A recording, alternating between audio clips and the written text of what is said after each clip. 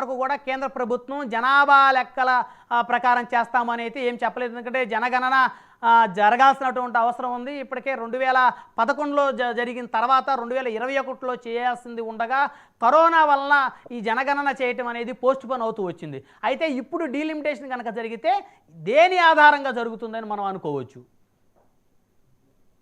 నమస్తే అండి, మీకు సహచర ప్యానలిస్టులందరికీ వెరీ గుడ్ ఆఫ్టర్నూన్. అంటే డీలిమిటేషన్ ఏ ప్రాతిపదిక మీద చేయాలో అని నిర్ధారించింది 1951లో. ఆ రోజున పరిస్థితులు ఏంటి, ఈ రోజున పరిస్థితులు ఏంటి అనేది ఒకసారి మనం బేరీ చేసుకోవాలి. ముఖ్యంగా ఈ ప్రజాప్రతినిధుల యొక్క బాధ్యతలు ఏంటి అనేది మనం ఒకసారి వెరిఫై చేసుకుంటే, వాళ్ళ నియోజకవర్గంలో ప్రజలను కలిసి ఆ ప్రజల సమస్యలు, వాళ్ళ అవసరాలు తెలుసుకుని ఆయా చట్టసభలో చెప్తారు. అసెంబ్లీ అయితే అసెంబ్లీ, లోక్సభ అయితే లోక్సభ. అలాగే వాళ్ళ నియోజకవర్గంలో పర్యటించాలి. ఈ రెండు బాధ్యతలు ఒక ప్రజాప్రతినిధి యొక్క బాధ్యతల్లో ఈ ప్రధానం ఇవి రెండు. సో 1950లోకి వెళ్తే మనము ఆ రోజున జనాభాకి ఈ రోజున జనాభాకి 5 రెట్లు పెరిగిన మాట వాస్తవమైనప్పటికీ ఆ రోజున ప్రభుత్వం అందించే సేవలేంటి, ఈ రోజున అందిస్తున్న సేవలేంటి, ఆ రోజున ప్రజాప్రతినిధుల యొక్క మీద ఉన్న పని భారం ఎంత, ఈ రోజున పని భారం ఎంత, ఒకసారి మనము పోల్చుకోవడానికి ప్రయత్నిద్దాం. ఓకే. ఆ రోజున విద్య, వైద్యం, నిత్యావసర వస్తువులు, హౌసింగ్ ఇవన్నీ ప్రభుత్వం మీద ఆధారపడినవే. మీరు అంటే పట్టణ ప్రాంతాల్లో వదిలేస్తే మీరు గ్రామీణ సెమీ అర్బన్ ఏరియాస్ లో మీకు మొత్తం విద్య, వైద్యం ప్రభుత్వమే కల్పించాలి. ఈ రోజున ఆ పరిస్థితి లేదు. ఈ రోజున గ్రామాల్లో కూడా ప్రైవేట్ హాస్పిటల్స్ వచ్చేసాయి, ప్రైవేట్ పాఠశాలలు వచ్చేసాయి. సో ప్రభుత్వం నుంచి విద్య, వైద్యం అనే భారం తొలగిపోయింది. నిత్యావసర వస్తువులు, ఆ రోజున కిరోసిన్, అంటే ఆ రోజున గ్యాస్ కూడా లేదు, కిరోసిన్ కానీ, చక్కెర కానీ, నిత్యావసర ఆహార ధాన్యాలు కానీ రేషన్ షాప్ల మీద ఆధారపడి పబ్లిక్ డిస్ట్రిబ్యూషన్ దీంట్లో ఆధారపడిన పరిస్థితి. ఈ రోజున ఆ పరిస్థితి లేదు. అలాగే ఆ రోజున ఒక ప్రజాప్రతినిధి తన నియోజకవర్గంలో పర్యటించాలంటే, ఒక ఎంపీ అయితే తన కేంద్రం నుంచి తన నియోజకవర్గంలో మరో ప్రాంతానికి వెళ్ళాలంటే 8 గంటల దాకా ప్రయాణ సమయం పట్టేది. ఈ రోజున 2 గంటల్లో ఏ ఎంపీ అయినా సరే వాళ్ళ పరిధిలో 2 గంటల్లో ప్రయాణం ఏ మూలకన్నా చేరుకోవచ్చు.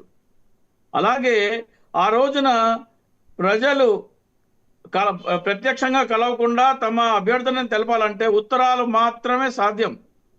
వేరే కమ్యూనికేషన్ లేదు. టెలిఫోన్లు కూడా అరాకొరా ఉన్న పరిస్థితులు. ఈ రోజున ప్రతి ఒక్క చేతిలో మొబైల్ ఉంది.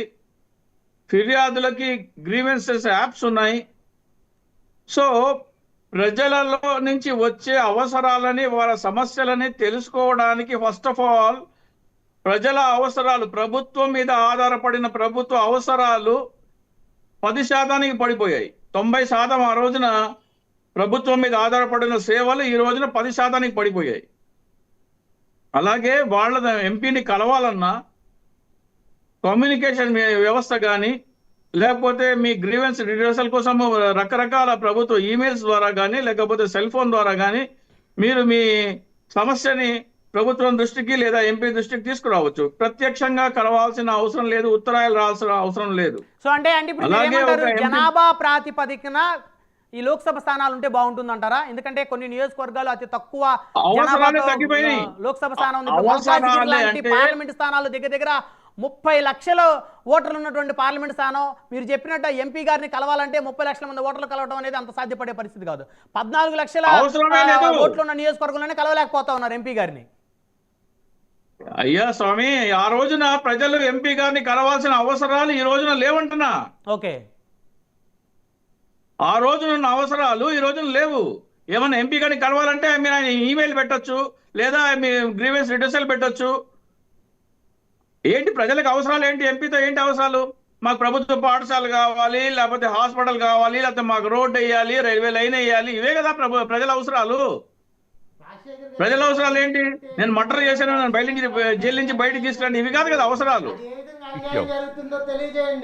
ఇవన్నీ కాదు ఇక్కడ దయచేసి జరుగుతుంది. యా, ఒక్క నిమిషం, నరేష్ గారు. రాజ్యాంగం కోసం ఏర్పాటు చేసిన ఆర్టికల్ 81, 82 ఏం తెలియజెప్తున్నాయి.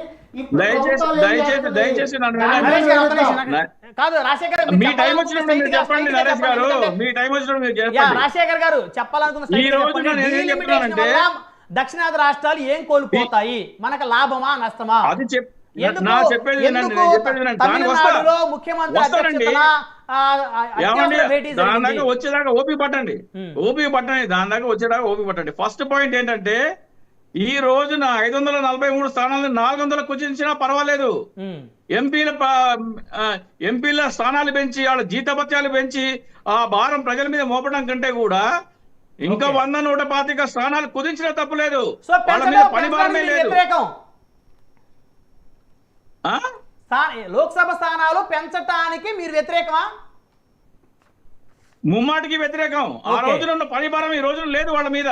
ఓకే. అలాగే లేదు, కాదు, కూడదు, మా పిల్లలకి మా అనుయాయులకి వాళ్ళ పిల్లలు పెరిగిపోయారు కాబట్టి రాజ్యాలు పంచినట్టు మేము నియోజకవర్గాలు పంచాలి, ఓకే. పెంచక తప్పదు అంటే 2 ప్రతిపాదనలు వస్తున్నాయి. ఒకటేమో 543 నుంచి 848కి పెంచాలని, ఓకే. ఇంకొకటేమో 888కి పెంచాలని.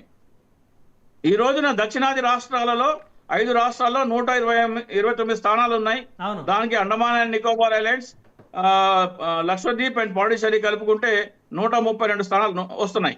అంటే మనం 21% ఉన్నాం. దక్షిణాది ప్రాంతానికి 21% ప్రాతినిధ్యం ఉంది ఈ రోజున. అవును.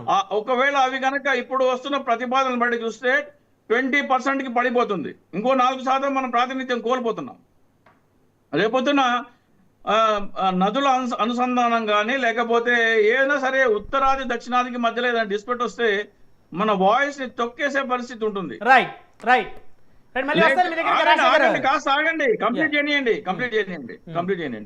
అయితే మీరు పెంచాలి తప్పదు అనుకున్నప్పుడు మీరు 888కి పెంచితే 1.65% పెరుగుతుంది. అంటే 65% పెంచుతున్నారు మీరు. ఓకే.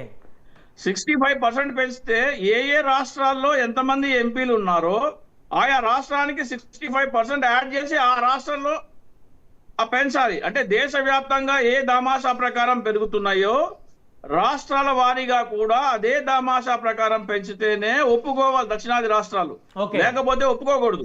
ఓకే. మీరు ఉత్తరప్రదేశ్ లో 80 నుంచి మీరు ఒక 60% అంటే 24 సీట్లు పెరిస్తే ఆంధ్రప్రదేశ్ లో కూడా 15 స్థానాలే పెంచాలి. అంటే 60% పెంచాలనుకోండి.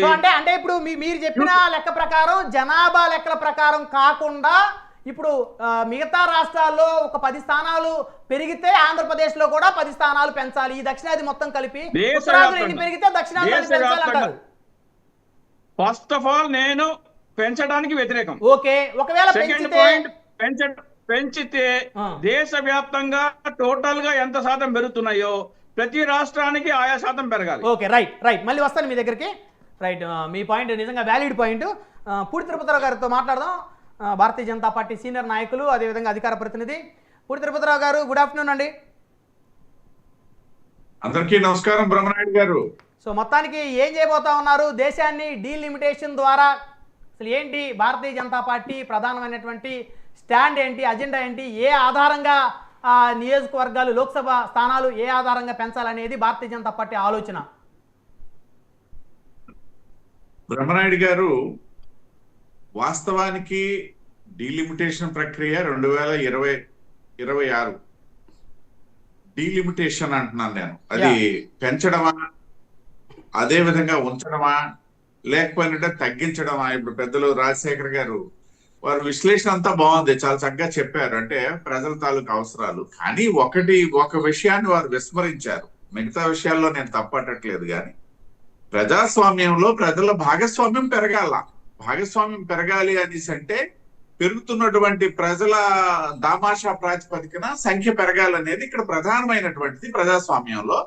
దాన్ని కొంచెం వారు విస్మరించారు తప్పిస్తే మిగతా విశ్లేషణ ఇవాళ ఉన్నటువంటి టెక్నాలజీ అయితేనేమి అలాంటప్పుడు మరి గతంలో కేంద్ర ప్రభుత్వం జనాభా నియంత్రణ అనేటువంటి కార్యక్రమాన్ని చేపట్టింది కాబట్టి దక్షిణాది రాష్ట్రాలు జనాభా నియంత్రణ పాటించాయి కాబట్టి ఇక్కడ జనాభా పూర్తి స్థాయి అంటే జనాభా పెరుగుదల తక్కువగా ఉంది. ఉత్తరాది రాష్ట్రాల్లో విచ్చలవిడిగా జనాభా పెరిగిపోయింది. ఇప్పుడు అది కదా సమస్య.